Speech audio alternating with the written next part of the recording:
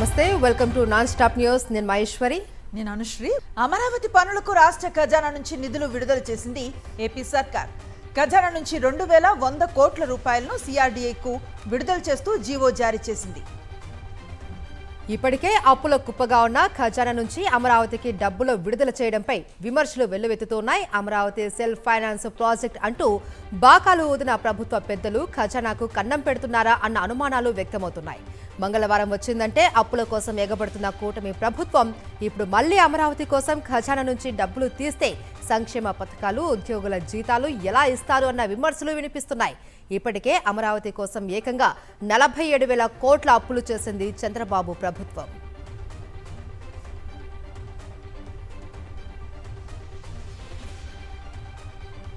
చంద్రబాబు పరిపాలనను గాలి కొదిలేసి కాంట్రాక్టర్లే ధ్యేయంగా పనిచేస్తున్నారని మాజీ మంత్రులు కన్నబాబు, దాడిశెట్టి రాజా మండిపడ్డారు.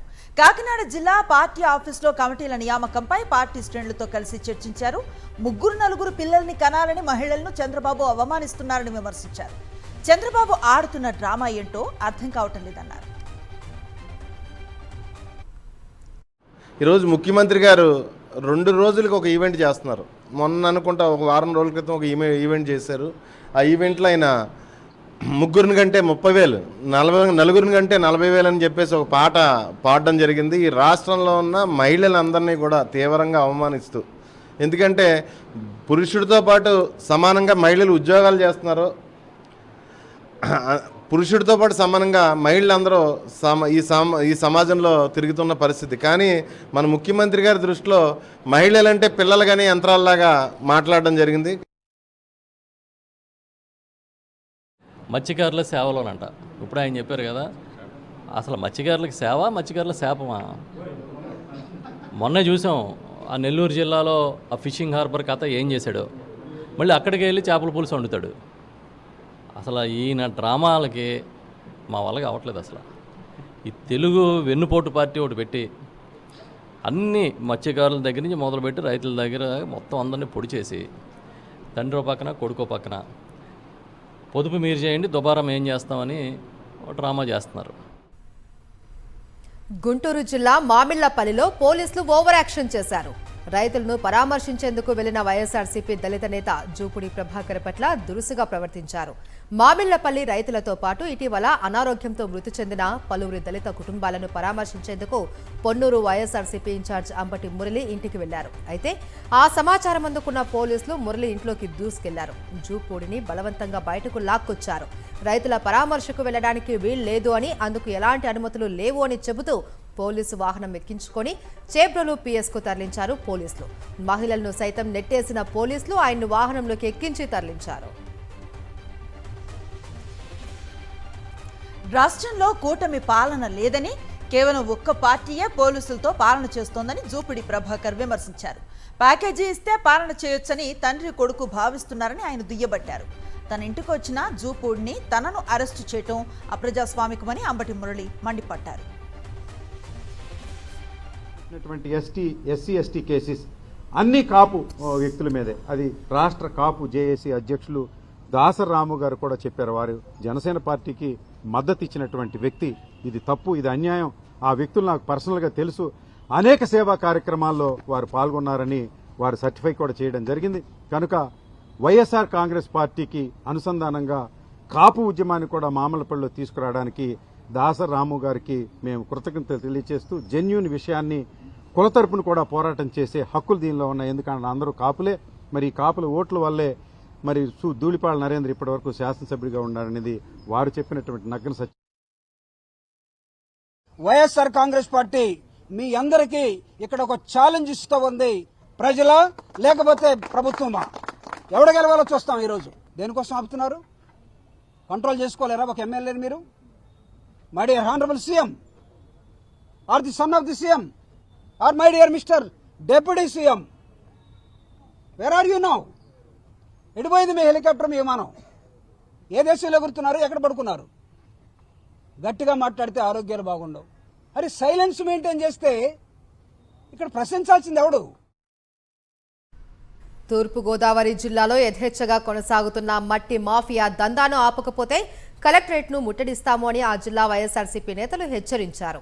జిల్లాలోని గోపాలపురం మండలం బోమోలు పెద్ద చెరువులో మట్టి తవ్వకాలు అక్రమంగా సాగిస్తున్న ప్రాంతాన్ని తూర్పుగోదావరి జిల్లా వైఎస్ఆర్సీపీ నేతల బృందం పరిశీలించింది.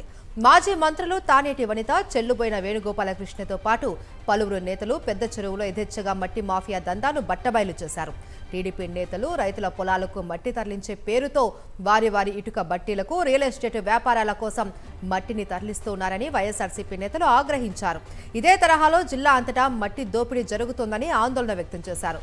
మట్టి మాఫియా దోపిడీని తక్షణమే ఆపాలి అని డిమాండ్ చేశారు.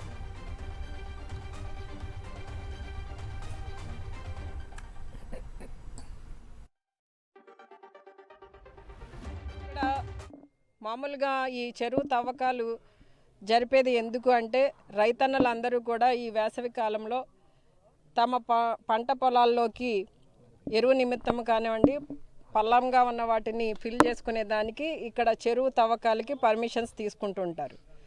అలానే ఇక్కడ ఈ చెరువు తవ్వకాలకి పర్మిషన్ తీసుకున్నది 2000 క్యూబిక్ మీటర్స్ తీసుకోవడం జరిగిందండి. కానీ ఇక్కడ వీళ్ళు ఉపయోగిస్తున్న జేసీబీలు ఇవన్నీ చూసినట్లయితే, ఇక్కడ ఉన్న తవ్వకాలు ఈ లోతు ఇవన్నీ మేము చూసినట్లయితే 2 లక్షల పైగా తవ్వేసినట్టుగా ఇక్కడ పరిస్థితులు మాకు కనిపిస్తున్నాయి.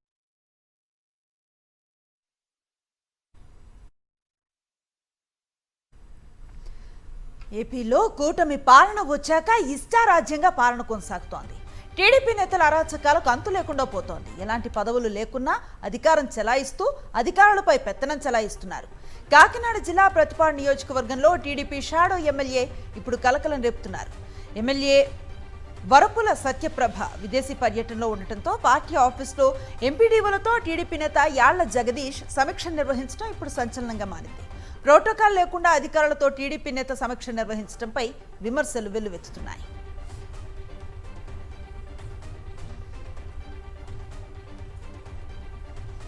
ఎన్టీఆర్ నటనా రంగం నుంచి రాజకీయాల్లోకి వస్తే చంద్రబాబు రాజకీయాల్లో నటిస్తూ ఉన్నారని ఎద్దేవా చేశారు వైఎస్ఆర్సీపీ విశాఖ జిల్లా అధ్యక్షుడు కేకే రాజు. మంట లేకుండా వంట చేసిన చంద్రబాబు తన సరికొత్త విజనరీ ఆవిష్కరించారు అన్నారు. చంద్రబాబు నెలకో స్కిట్ చేస్తూ ప్రజల్ని మభ్యపెడుతూ ఉన్నారని మండిపడ్డారు. 45 ఏళ్ల ఇండస్ట్రీ అని చెప్పుకునే చంద్రబాబు మత్స్యకారుల కోసం ఏం చేశారో చెప్పాలి అని డిమాండ్ చేశారు కేకే రాజు. పబ్లిసిటీ పీక్స్ పెర్ఫార్మెన్స్ వీక్లా ఈరోజు చంద్రబాబు నాయుడు యొక్క పరిపాలన సాగుతూ ఉంది. మిట్ట మధ్యాహ్నం ఎండలోకి వేయించి ఆ నిషేధం కొనసాగుతున్న ప్రాంతంలో రొయ్యలు చేపలు ఎక్కడి నుంచో తీసుకొచ్చి ఆ చేపలు ఆయన పర్చేజ్ చేసినట్టు వంట కూడా ఏ విధంగా అద్భుతంగా చంద్రబాబు నాయుడు గారి విజనరీ, ఎలాంటి మండ లేకుండానే చేపల పులుసు చేపల ఫ్రై, ఇది ఈరోజు చంద్రబాబు నాయుడు గారు చేస్తున్న డ్రామాలు. ఈరోజు మీకు పరిపాలించడం చేత కావట్లేదు, మీ హామీలు అమలు చేయడం మీకు అంతకంటే చేత కావట్లేదు. ఎవరు నిజాయితీతో చిత్తశుద్ధితో సంక్షేమాన్ని అభివృద్ధిని ఈ రాష్ట్రంలో చేసి చూపించారో ప్రజలకు అర్థమైంది, ప్రజలు గమనించారు. కేంద్ర ప్రభుత్వం పెంచిన పెట్రోల్ డీజిల్ ధరలు, రాష్ట్ర ప్రభుత్వం అమలు చేస్తున్న ట్యాక్సులను తగ్గించాలని డిమాండ్ చేస్తూ తిరుపతిలో ఆందోళన చేపట్టారు. సిపిఐ ఏఐటియుసి ఆధ్వర్యంలో తిరుపతి ఆర్టీసీ బస్టాండ్ అంబేద్కర్ విగ్రహం ఎత్త ఆటో డ్రైవర్లు వినూత్న రీతిలో నిరసన తెలిపారు. ఇంధన ధరలు పెంచిన ప్రభుత్వాలు తమ మనుగడనే ప్రశ్నార్థకంగా మార్చాయని ఆగ్రహాన్ని వ్యక్తం చేశారు. ఆటో డ్రైవర్లకు ఇక ఆత్మహత్యలే శరణ్యం అంటూ ఉరివేసుకొని నిరసన తెలిపారు.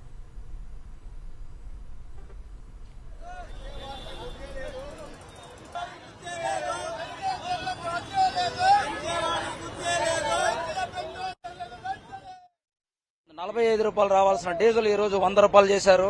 ₹75 రావాల్సిన పెట్రోల్ ని ఈ రోజు ₹115 చేశారు.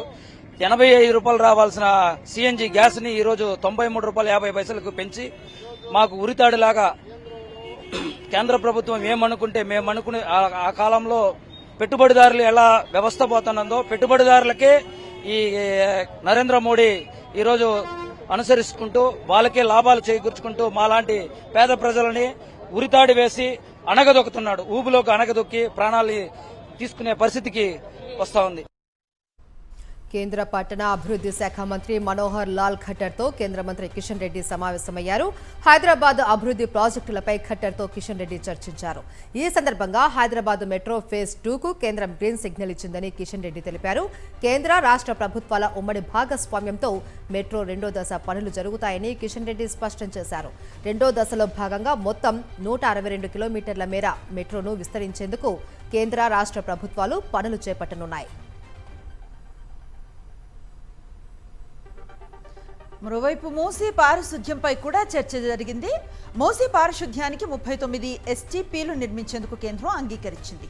మూసీ నది పారిశుధ్యానికి అమృత్ 2.0 కింద 39 STPలు మంజూరు చేసింది. మూసీ పారిశుధ్యానికి కేంద్రం 3,975 కోట్లు మంజూరు చేసిందని కిషన్ రెడ్డి తెలిపారు. కేంద్ర బొగ్గు గనుల శాఖ మంత్రి కిషన్ రెడ్డితో భేటీ అయ్యారు తెలంగాణ డిప్యూటీ సీఎం భట్టి విక్రమార్క. ఈ సందర్భంగా సింగరేణి భవిష్యత్తు ప్రణాళికలు, బొగ్గు గ్యాసిఫికేషన్ అవకాశాలు, కొత్త బొగ్గు బ్లాకులు కేటాయింపు, Tadicherla coal block mining lease అంశాలపై చర్చించారు. తెలంగాణ విద్యుత్ అవసరాలకు కీలకమైన కొయ్యగూడెం బ్లాక్ గురించి వివరించారు.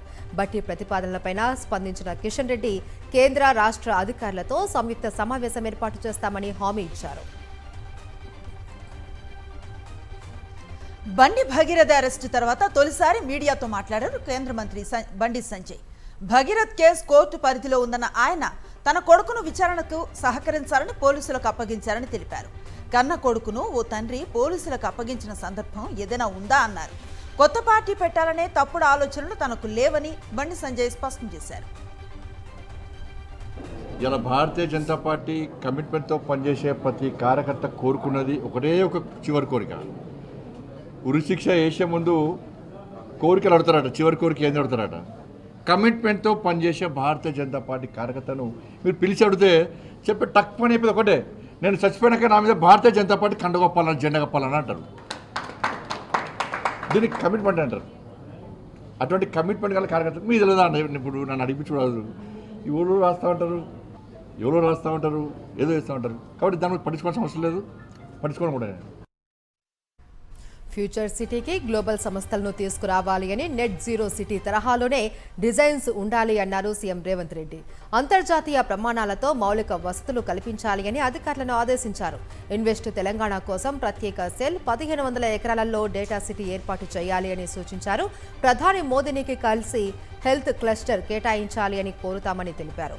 ఫ్యూచర్ సిటీలో ప్రజాప్రతినిధులు, సివిల్ సర్వీస్ అధికారులు, జర్నలిస్టులకు 500 ఎకరాల స్థలం కేటాయించాలి అని నిర్ణయించారు సీఎం రేవంత్ రెడ్డి.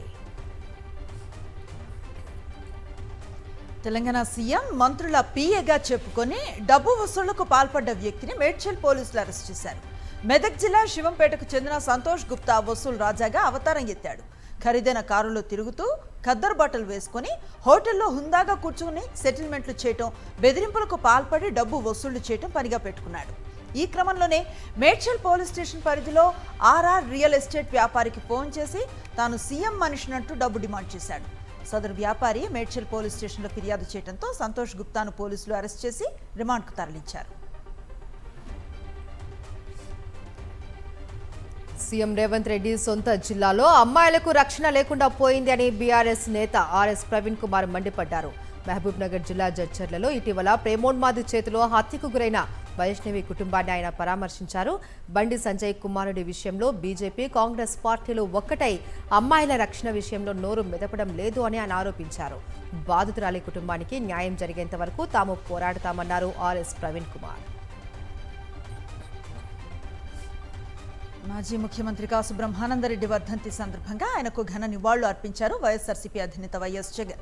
నాగార్జున సాగర్ వంటి మహత్తర ప్రాజెక్టులకు బాటలు వేసి రైతాంగ అభ్యున్నతికి కృషి చేసిన గొప్ప దార్శనికుడు కాసు బ్రహ్మానందరెడ్డి అని కొనియాడారు.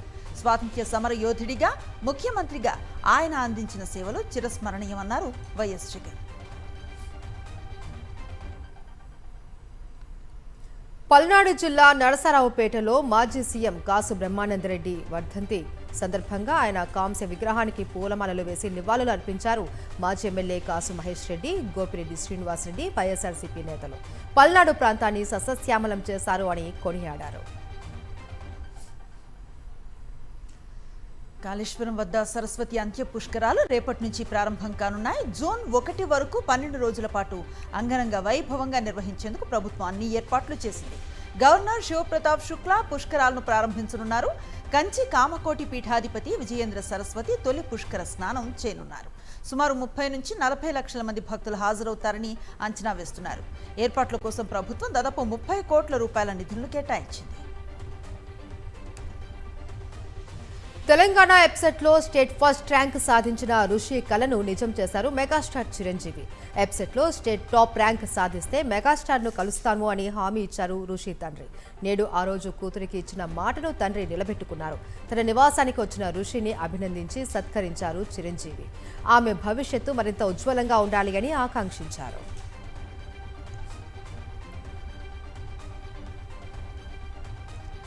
సైబర్ నేరాలకు కీలక ఆయుధాలుగా మారుతున్న గోస్ట్ సిమ్ నెట్వర్క్ పై ఆపరేషన్ ఆక్టోపస్ 3.0 పేరుతో ఆపరేషన్ నిర్వహించారు హైదరాబాద్ సైబర్ క్రైమ్ పోలీసులు.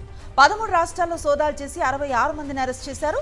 నిందితుల నుంచి 544 సిమ్ కార్డులను స్వాధీనం చేసుకున్నారు. 76 సైబర్ నేరాల్లో నెట్వర్క్ పాత్రను గుర్తించారు. 101.87 కోట్ల మోసాలకు పాల్పడింది ముఠా.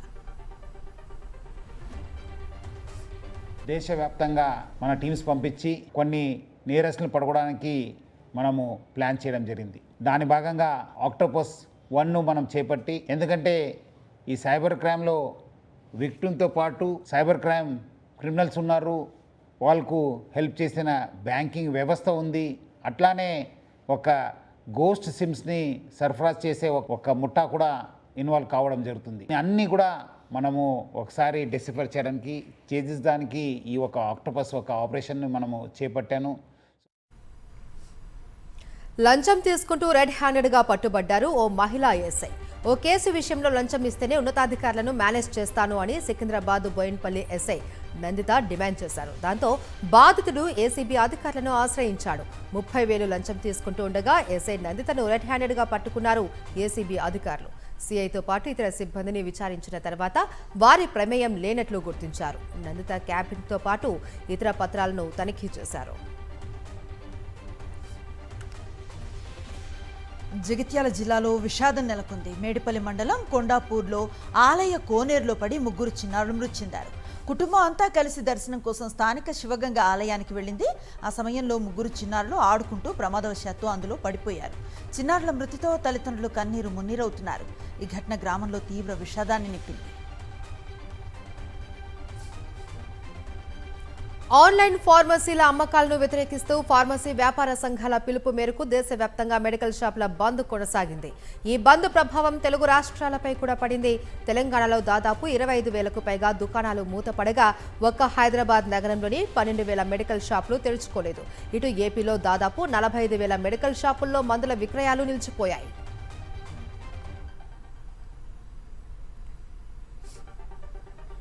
కృష్ణా జిల్లా గుడివాడలో శ్రీ కళ్యాణ వెంకటేశ్వర స్వామి దేవస్థానంలో ఆలయ కమిటీ చేసిన నిర్వాకం ఆలస్యంగా వెలుగు చూసింది.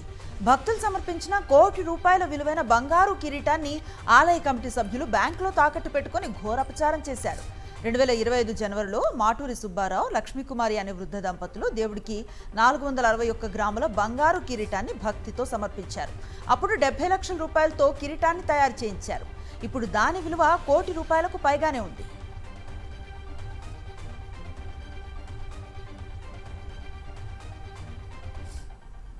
అల్లూరి సీతారామరాజు జిల్లాలో జరిగిన అభినయ్ దర్శన్పై దాడి కేసులో కీలక విషయాలు వెల్లడించారు ఎస్పీ అమిత్. అభినయ్ పాస్టర్ కాదు అని ఆయనపై ఎవరూ దాడి చేయలేదు అని జిల్లా ఎస్పీ చెప్పారు. ఆయన సినిమా యాక్టర్ కావడంతో సినిమా తరహాలో దాడి జరిగినట్లు ప్లాన్ సిద్ధం చేశారు అన్నారు. దాడి పేరుతో సానుభూతి పొందాలి అనేది అభినయ్ ఆలోచనగా ఉంది అన్నారు.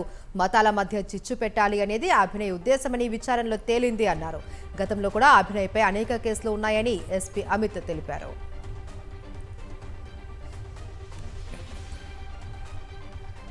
తెలుగు రాష్ట్రాల్లో ఎండలు మరింత పెరగనున్నాయి. ఏపీ, తెలంగాణకు హీట్ వేవ్ అలర్ట్స్ జారీ చేసింది ఐఎండీ. 5 రోజుల పాటు ఏపీ వ్యాప్తంగా వడగాల్పులు వీచే అవకాశం ఉందని తెలిపింది.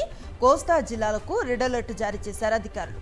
45 డిగ్రీలకు పైగా ఉష్ణోగ్రతలు నమోదయ్యే ఛాన్స్ ఉందని ప్రజలు అప్రమత్తంగా ఉండాలని హెచ్చరించారు. ఇక తెలంగాణలో అన్ని జిల్లాలకు ఆరెంజ్ అలర్ట్ జారీ చేసింది ఐఎండీ. ఖమ్మం, వరంగల్, నల్గొండ జిల్లాలకు రెడ్ అలర్ట్ జారీ చేసింది.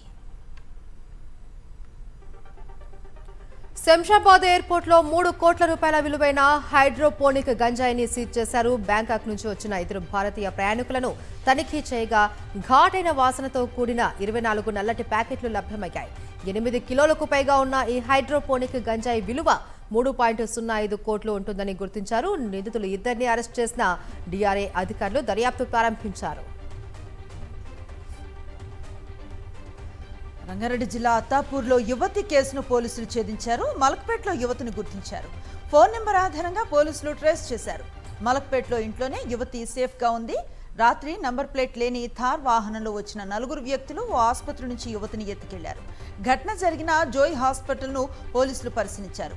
176వ నంబర్ పిల్లర్ వద్ద వాహనాన్ని యూటర్న్ తీసుకుని మెహదీపట్నం వైపుకు తీసుకువెళ్లినట్లుగా గుర్తించారు. 4 బృందాలుగా ఏర్పడ్డ టాస్క్ ఫోర్స్ పోలీసులు సీసీ కెమెరాలను పరిశీలిస్తూ గాలింపును ముమ్మరం చేశారు. చివరికి యువతి కిడ్నాప్ కేసును ఛేదించారు.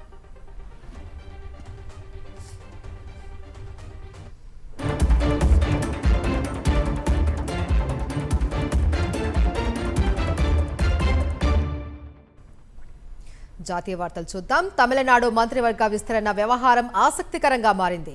మిత్రపక్షాల వార్నింగ్తో సీఎం విజయ్ వెనక్కి తగ్గారు. అన్నాడీఎంకే ఎమ్మెల్యేలను కేబినెట్లో చేర్చుకోవడంపై యూటర్న్ తీసుకున్నారు. బీసీకే చీఫ్ తిరుమావలను ఈ విషయాన్ని వెల్లడించారు. అన్నాడీఎంకే ఎమ్మెల్యేలకు మంత్రి పదవులు ఇవ్వడం లేదు అని టీవీకే నేతలు తమకు చెప్పారు అన్నారు. ఒకవేళ వారికి అవకాశం ఇస్తే ప్రభుత్వానికి మద్దతుపై బీసీకే కూడా పునరాలోచన చేయవలసి వస్తుందని హెచ్చరించారు. అటు అన్నాడీఎంకే రెబల్స్ కు మంత్రి పదవుల వార్తలను తమిళనాడు పీడబ్ల్యూడీ మంత్రి ఆధో అర్జున కూడా కొట్టిపారేశారు. రోమ్లో ప్రధాని మోదీ పర్యటన, ఇటలీ ప్రధానమంత్రి మెలోనితో సెల్ఫీలపై విమర్శలను ఎక్కుపెట్టారు ప్రతిపక్ష నేత రాహుల్ గాంధీ. దేశంలో ఆర్థిక తుఫాన్ రాబోతుంటే మోదీ విదేశాల్లో టోఫీలు పంచుతున్నారంటూ సెటైర్లు వేశారు. రైతులు, యువత, మహిళలు, చిరు వ్యాపారులు, కార్మికులు తీవ్ర ఇబ్బందులు పడుతూ ఉంటే మోదీ రీల్స్, షార్ట్స్ చేసుకుంటున్నారంటూ ఆక్షేపించారు. నీట్ యూజీ 2026 పేపర్ లీక్ కు వ్యతిరేకంగా కాంగ్రెస్ విద్యార్థి విభాగం ఆందోళనలు కొనసాగుతూ ఉన్నాయి. ఢిల్లీలోని ఎన్టీఏ కార్యాలయం వద్ద వినూత్న నిరసన చేపట్టారు ఎన్ఎస్యుఐ కార్యకర్తలు. నేషనల్ టెస్టింగ్ ఏజెన్సీకి సంతాప సభ, శిరోముండనం కార్యక్రమాలు నిర్వహించారు. ఎన్టీఏ ఆఫీసు ఎదుట బైఠాయించిన ఎన్ఎస్యుఐ కార్యకర్తలు పోలీసులు అదుపులోకి తీసుకుని బలవంతంగా స్టేషన్కు తరలించారు. ప్రధాని మోదీ పిలుపు మేరకు దేశవ్యాప్తంగా ఇంధన పొదుపు చర్యలు ప్రారంభమయ్యాయి. ఢిల్లీలో వర్క్ ఫ్రం హోం ఈ రోజు నుంచే ప్రారంభమైంది. ప్రభుత్వ, మున్సిపల్ ఉద్యోగులు బుధ, శనివారాల్లో వర్క్ ఫ్రం హోం చేయనున్నారు. ఢిల్లీ మంత్రి కపిల్ మిశ్రా సైతం వర్క్ ఫ్రం హోం ప్రారంభించారు. పలు కీలక అంశాలపై అధికారులతో ఇంట్లోనే సమీక్ష నిర్వహించారు. స్వదేశీ రక్షణ సామర్థ్యాల బలోపేతం దిశగా భారత్ మరో ముందడుగు వేసింది. ప్రైవేటు రంగ రక్షణ సంస్థ నిబే లిమిటెడ్ అభివృద్ధి చేసిన సూర్యాస్త్ర రాకెట్ ప్రయోగం విజయవంతమైంది. ఒడిశాలోని చాందీపూర్ టెస్టింగ్ రేంజ్ నుంచి ఈ టెస్ట్ నిర్వహించారు. 150 నుంచి 300 కిలోమీటర్ల దూరంలోని లక్ష్యాలపై దాడి చేయగల 2 రకాల సూర్యాస్త్ర రాకెట్ వేరియంట్లను నిబే లిమిటెడ్ పరీక్షించింది. దీనికి కొనుగోలు చేయడానికి భారత సైన్యం ముందుకు వచ్చినట్లు తెలుస్తోంది.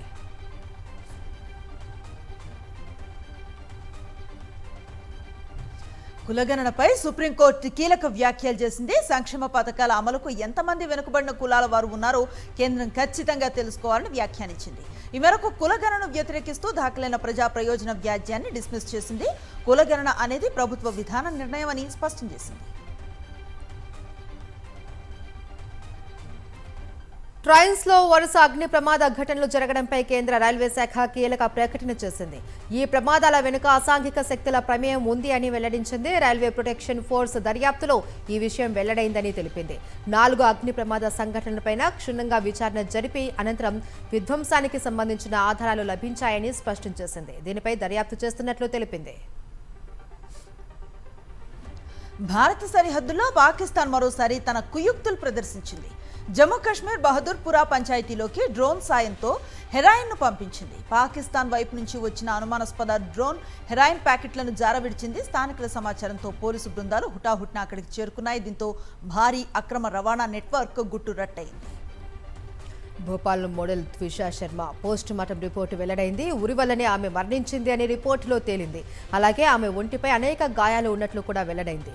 త్విషా శర్మ ముఖం వాచిపోయి ఉండటం, చెవులు గోళ్లు నీలి రంగులోకి మారిపోవడం, కుడి కంటిలో రక్తపు మరకలు వంటివి వైద్యులు గుర్తించారు. శరీరంలోని ఇతర చోట్ల గాయాలు గుర్తించారు. ఈ నివేదిక ఆధారంగా పోలీసులు దర్యాప్తు ముమ్మరం చేశారు.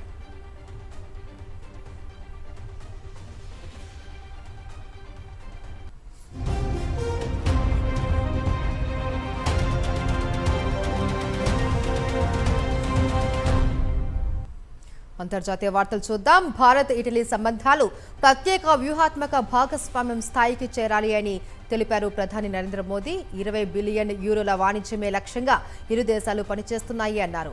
రోమ్లో పర్యటిస్తున్న ప్రధాని మోదీ ఇటలీ ప్రధాని జార్జియా మెలోనీతో ద్వైపాక్షిక చర్చల్లో పాల్గొన్నారు. ట్రేడ్, ఇంధనం, పారిశ్రామిక, రక్షణ, శాస్త్ర సాంకేతిక రంగాలలో పరస్పర సహకారం పెంపొందించుకునే దిశగా సంప్రదింపులు జరిపారు. ఇటలీ ప్రధానమంత్రి జార్జియా మెలోనికి చాక్లెట్స్ గిఫ్ట్ ఇచ్చారు ప్రధాని మోదీ. మెలోడీ టోఫీ ప్యాకెట్ ను కానుకగా ఇచ్చారు. దీనికి సంబంధించిన సెల్ఫీ వీడియోను తన ఎక్స్ అకౌంట్ లో షేర్ చేశారు మెలోనీ. ప్రధాని మోదీకి థ్యాంక్స్ చెప్పారు. రష్యా అధ్యక్షుడు వ్లాదిమిర్ పుతిన్ చైనా పర్యటన కొనసాగుతోంది. డ్రాగన్ కంట్రీకి చేరుకున్న పుతిన్ కు చైనా ప్రెసిడెంట్ జిన్పింగ్ ఘన స్వాగతం పలికారు. ద్వైపాక్షిక అంశాలపై ఇద్దరు నేతలు చర్చలు జరిపారు. రష్యా, చైనా మధ్య పలు ఒప్పందాలు కుదుర్చుకున్నారు. రేపు కూడా చైనాలో పర్యటించనున్న పుతిన్ జిన్పింగ్లో యుద్ధ అంశాలపై సుదీర్ఘంగా చర్చించనున్నారు. ఇరాన్తో జరిగిన యుద్ధంలో అమెరికా సుమారు 42 విమానాలను కోల్పోయినట్లుగా అధికారిక నివేదిక ద్వారా వెల్లడైంది. ఆపరేషన్ ఎపిక్ ఫ్యూరీలో ఆ నష్టం జరిగినట్లుగా తెలుస్తోంది. కాంగ్రెషనల్ రీసెర్చ్ సర్వీస్ నివేదిక ప్రకారం ఇప్పటివరకు 42 విమానాలను అమెరికా కోల్పోయినట్లుగా తెలుస్తోంది. వీటిలో fighter jets, aircraft, ground attack flights, refuelling air క్రాఫ్ట్లతో పాటు పలు రకాల డ్రోన్స్ ఉన్నాయి.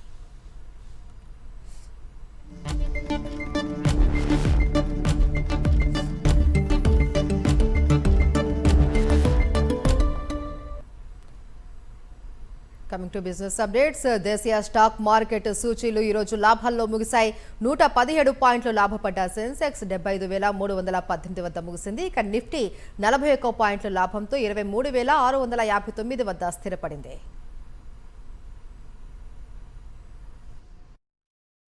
ఈరోజు వెండి ధర తగ్గితే బంగారం ధరలు పెరిగాయి. హైదరాబాద్లో కిలో వెండిపై 15,000 రూపాయలు తగ్గడంతో 2,85,000కు చేరింది. 24 క్యారెట్ల 10 గ్రాముల బంగారం 1,310 రూపాయలు పెరిగి 1,58,350 పలుకుతోంది. 22 క్యారెట్ల 10 గ్రాముల పసిడి 1,45,150 రూపాయలుగా ఉంది.